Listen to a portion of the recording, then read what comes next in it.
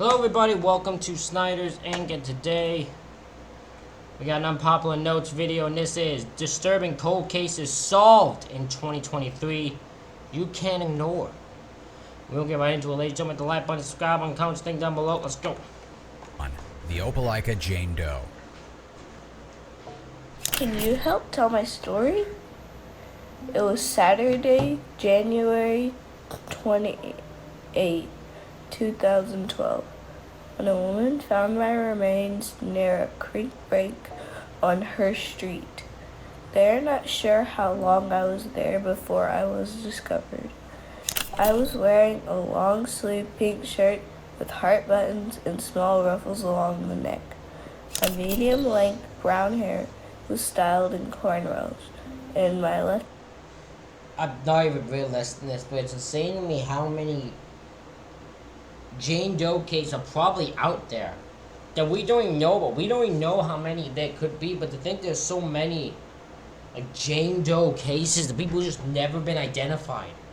Like that must be the thought of being found dead and no one identifies you, no one knows who you are, no one they can't even put you to rest respectfully because they don't know who you are. eye was scarred. The police department spent days digging through the woods to try and discover any clues as to who I was or what happened to me.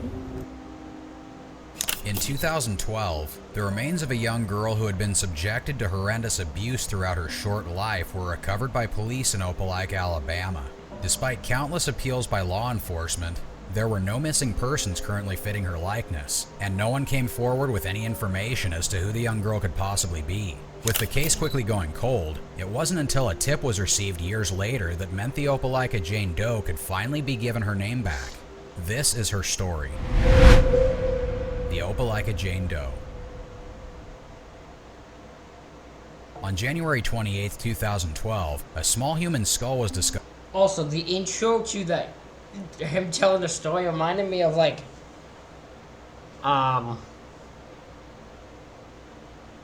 and Order, the one Law and Order. I think like SVU, Law and Order SVU, because he just ding and he goes, "Here's all their stories," boom boom, and then noise is made. That's all that came to my head when I thought of the way he said that. Discovered by a young boy while he was playing behind their home at Brookhaven Trailer Park in Opelika, Alabama.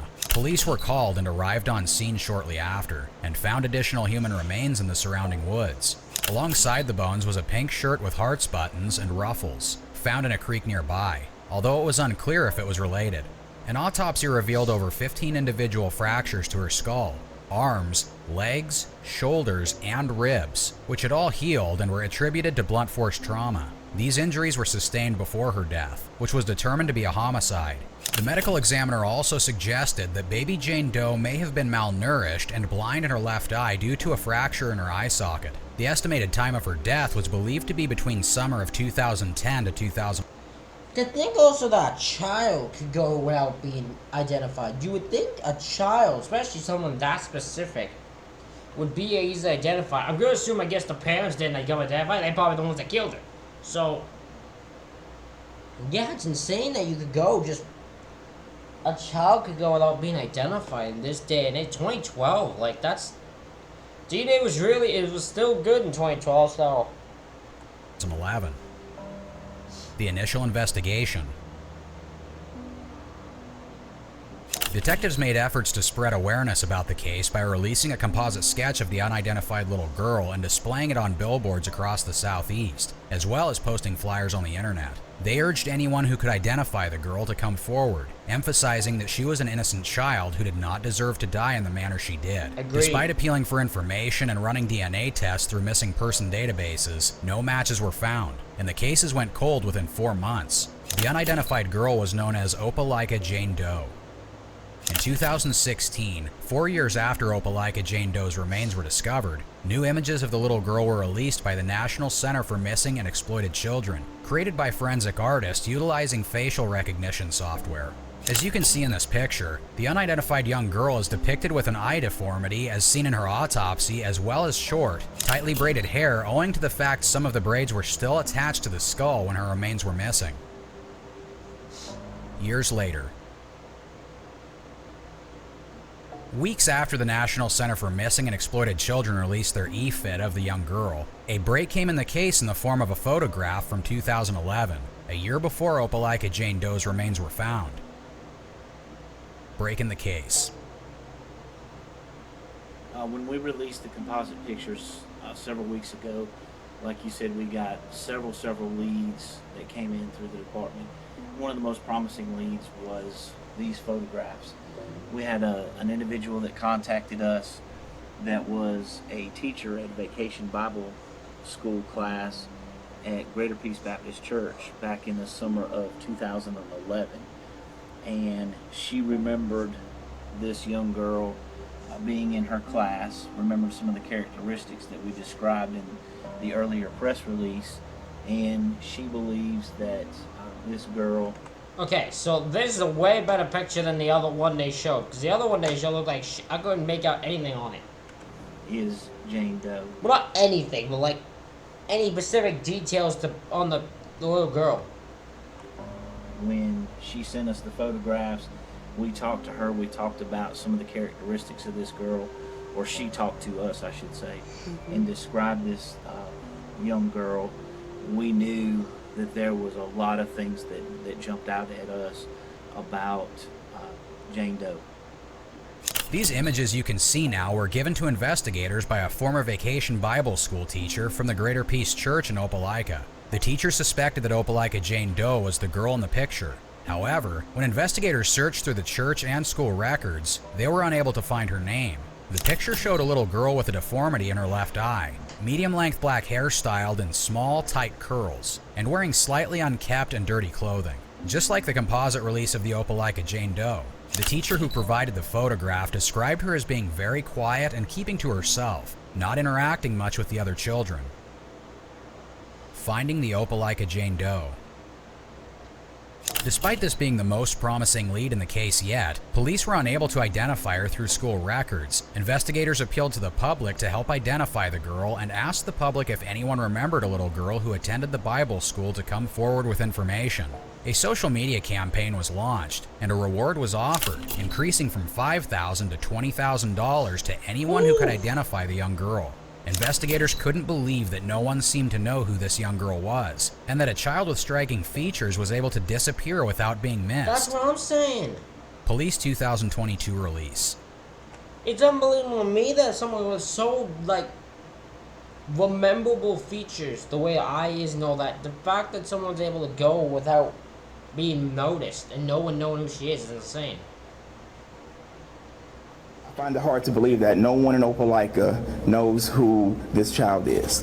A small city of 25,000 people, and no one knows who a one-eyed black female child is. We need to find out her name, we need to give her a proper burial, and we need to settle this case. Previously, the Opelika Police Department tried to create a DNA profile but was unsuccessful due to the poor condition of her remains. However, in January 2022, 10 years after the initial discovery, the remains were sent to Otham's laboratory in Texas, where their scientists successfully extracted DNA and developed a detailed genealogical profile. This profile was then added to the genealogical database in order to locate potential genetic relatives. The police department then enlisted the help of renowned genetic genealogist and retired patent attorney, Barbara Ray Venter, and her team, Firebird Forensics Group, to analyze the data and provide investigative leads. A match. In October 2022, Opelika Jane Doe's father was found through DNA analysis 10 years after. I know this isn't the only one, but I feel like this is just a whole video dedicated to this one, which is, I know it isn't. But, I thought it would just be a rapid fire of different cold cases solved. Clearly not. After his daughter was found dead. 50-year-old Lamar Vickerstaff Jr. was born and raised in Opelika and had lived in several places during his career in the Navy, but eventually settled in Jacksonville at Naval Station Mayport. When investigators found Vickerstaff, they informed him about his daughter's death and were suspicious when he was cold, unfeeling, and refused to identify her. Ruth Vickerstaff, his wife, claimed to have had no knowledge about the child either. Knowing they were on the right track, the investigators continued to work on the now strong DNA profile until they were able to identify the girl's mother as Sherry Wiggins, a 37-year-old woman who confirmed that she had given birth to a daughter named in January 2006. And finally, the Opelika Jane Doe was given her name back, Amor Jovea Wiggins. Wiggins is a native of Norfolk, Virginia, and stated she gave birth to a baby girl named Amor Wiggins in January of 2006. Amor Jovea Wiggins. Amor had lived with her father and stepmother from the age of 3 after the pair were granted legal custody in 2009, and Sherry's visitation rights were revoked. Sherry continued to pay child support for her daughter, but had long since lost touch with the Vickerstaff and hadn't seen Amor in years. The investigators searched records of schools and pediatricians in the Vickerstaff's area and found that I'd end up in trouble, but I'm not paying child support to a family if I don't know anything about what's going on with that child. If I don't see that child or know nothing about going on with that child. What did that mother do to make it so she couldn't visit or be near that child? I don't get that at all. What did that parent do? Because clearly she was the same one compared to the other one. Compared to the father in that. But yeah, I wouldn't be paying child support to a situation if I don't know nothing about the kid. If I don't know no name or know nothing, if I don't see her, know anything about her, not kept up to date with her, nothing, then yeah, you ain't getting money from me. Sorry, I'm willing to die on that hill. that Amor had never been enrolled in school and had never been reported missing. The case today. The Vickerstaffs were arrested on January 17, 2023 in Jacksonville, Florida. Lamar Vickerstaff was charged with felony murder and failure to report a missing child, while Ruth was charged with the latter. They were held in custody at the Jacksonville Sheriff's Office until their extradition to Lee County, Alabama. On March 22, 2023, a preliminary hearing was conducted for Lamar and Ruth Vickerstaff's cases. During the hearing, Detective Alfred White disclosed information about their police interviews. Ruth Vickerstaff admitted that she had lied during her initial arrest because she was unsure of what was happening. She also revealed that when she became overwhelmed with taking care of Amor, she asked Lamar to take her to his family, and that was the last time she saw Amor. White also mentioned that someone who knew Ruth had reported Amor's injuries prior to her death. Lamar Vickerstaff confessed to murdering Amor during his police interview, but denied causing the injuries found on her remains. He claimed to have attempted to revive her after the murder, saying he tried to bring Amor back to life. He also requested that Ruth not be. These two are crazy. These two are actually crazy and both should be sentenced to life. Because I don't buy that this woman has nothing to do with what happened here. I don't buy that she has nothing to do and knew nothing about what happened to that little girl. I don't buy that for a second. He charged with Amor's death. Lamar Vickerstaff was denied bail after the hearing, while Ruth was granted bail and returned to Jacksonville, where she will await trial while wearing an ankle monitor. Case number 2, the Mojave Jane Doe. I think all these are gonna be Jane Does. I can't be surprised. Jane Does are just how they happen a lot. We have no idea about it. The Mojave Jane Doe. In January 1971, a woman's body was discovered by hunters in the desert area off Hackberry Road, which is a dirt road situated approximately 2.2 miles away from US Highway 93. The body was found inside a white cotton sack that was tied at the top with a white cotton rope. The investigation. The victim was around 35 to 40 years old, 5'4" in height, and weighed between 125 to 140 pounds. She was wearing a size 14 multicolored long sleeve blouse, a black cardigan, and burnt orange stretch pants with a tab inside that read Symphony. It's What's Happening, in size 12. She wore black leather ankle-high boots and bobby socks, which were possibly white before. There was no jewelry on her body. She had curly dark brown hair with some gray in it, and a long scar on her stomach that appeared to be from a cesarean section. An indentation on her ring finger suggested she wore a wedding ring regularly, and her nails were well manicured. It was also noted that she did not smoke. After her autopsy was completed, her cause of death was revealed to have been strangulation. With the case quickly building, detectives worked hard to identify the murdered woman and bring her killer to justice. To aid in the identification process, her fingerprints were sent to the Federal Bureau of Investigation in Washington, D.C. Additionally, details of her extensive dental work were featured in dental magazines. Yeah, I have a feeling she, in 1970, I believe when this was, yeah, finding someone's gonna be hard to do. It would be way harder to do in 1970 than it would be today. Across the United States, as it was estimated that the cost of her dental work was around $2,100, including a $500 microband bridge. Investigators believe that a dentist might recognize the costly work. It was estimated that she was killed towards the end of December 1970 bow hunting season, and all 5,000 bow hunter applications were checked. Investigators also questioned all married hunters to produce their wives for questioning. An artist from the Museum of Northern Arizona was asked to create a sketch of the victim's possible appearance based on her skull features, which you can see now. The sketch honed in on her dark eyebrows and wide smile, and police asked that anyone who recognized the person in the sketch or photo or had information about the incident was requested to contact the Mojave County Sheriff's Office SIU Division. Investigators diligently followed numerous leads to identify the woman since her remains were discovered. In the early stages of the investigation, her fingerprints were sent to the FBI in Washington, and information about her costly dental work was circulated in prominent dental magazines. Local hotels, motels, and stores were scrutinized, and missing person reports from Arizona, California, Nevada, and Utah were pursued. Despite these exhaustive efforts, investigators were unable to establish the woman's identity, and the case eventually went cold. The investigation years later.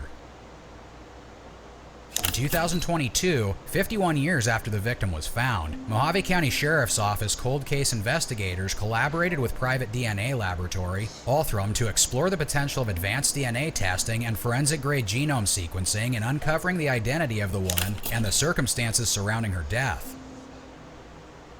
Naming the Mojave Jane Doe. To support the cause, the Mojave County Sheriff's Office contributed $1,000 and appealed to the community for assistance in seeking justice and closure for the victim's family. Through a crowdfunding effort set up by Othram, the community donated the remaining $6,500 to fund the investigation. Advanced DNA testing and genetic genealogy research were conducted, and the results were confirmed through DNA comparison with a family member. MSCO contributed $1,000 to the cause, while the rest of the funding was raised by the community in just 5 days. Once the funding was secured, Othram got to work in attempting to give back the victim her name. Months later, in January 2023, the Mojave Jane Doe was finally identified as Colleen Rice. It's a story that's told over and over again that people are identified through forensic genealogy. Local genealogist Eli Allen helped to connect the complicated puzzle of Rice's family tree. Investigators with the Mojave County Sheriff's Office say that more than 6,000 people matched as a distant relative. As it turns out, Allen is one of them. We started looking into the records. We tie into larger groups like Family Search and Ancestry, and we had seen that a large body of work had already been done. So that was our first indication. And then we started, looking out to news sources like, oh, okay, this is what's happened. Much of Rice's life and death remain a mystery. Colleen Rice. Colleen Audrey Rice was born in Portsmouth, Ohio on March 17, 1931, to parents James Rice and Flossie Truitt. Growing up, Colleen attended Portsmouth High School and is seen smiling for a photograph in the main picture used in this case. In 1946, she married William Davis at the age of just 16. Over the years, Colleen became estranged from her family, and little is known about her life after her teenage years. Despite Colleen finally having her name back 52 years after her death, the case is still wide open, and police are working to identify her killer and what happened to her after she left her family, and how she ended up in a sack in Arizona. Anyone who has information regarding Colleen Audrey Rice or the incident can contact the Mojave Sheriff's Office SIU at 928-753-0753, extension 4408. Case number 3, the Jonesport John Doe. Another John/Jane Doe.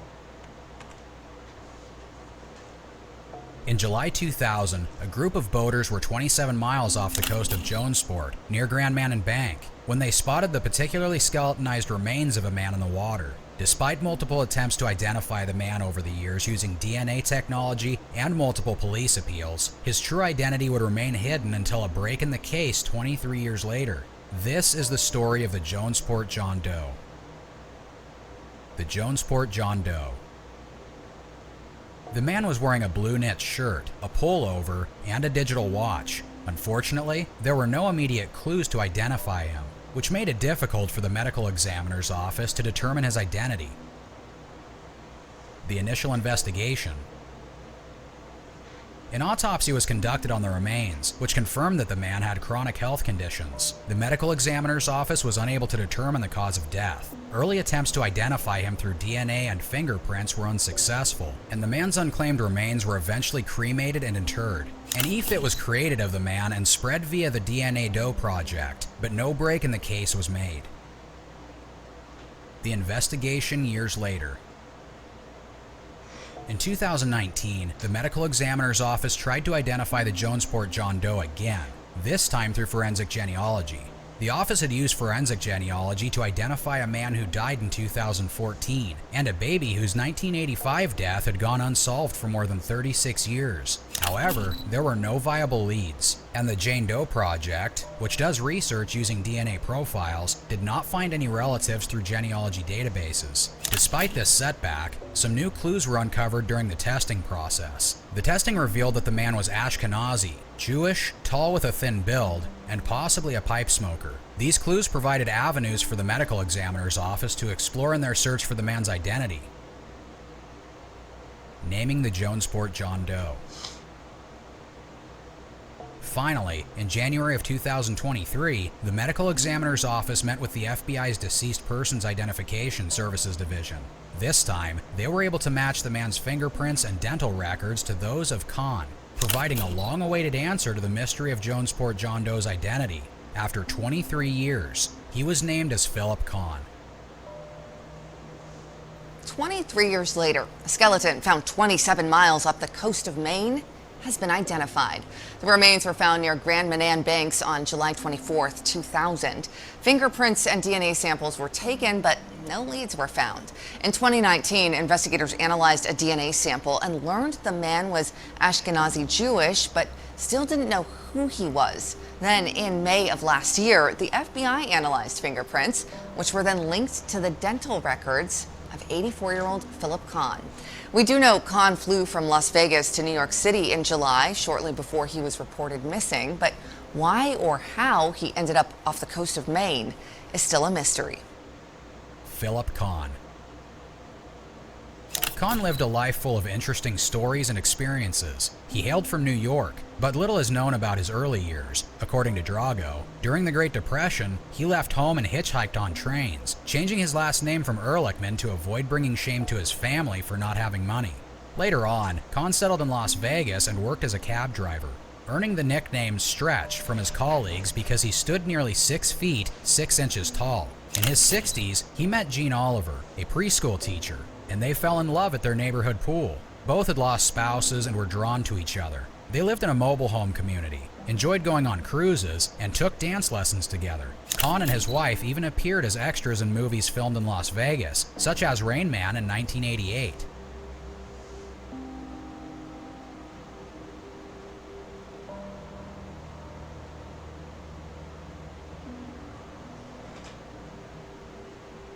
Despite health problems, including emphysema, cardiac hypertrophy, and nephrosclerosis, Khan remained lively and always laughing. Philip disappears.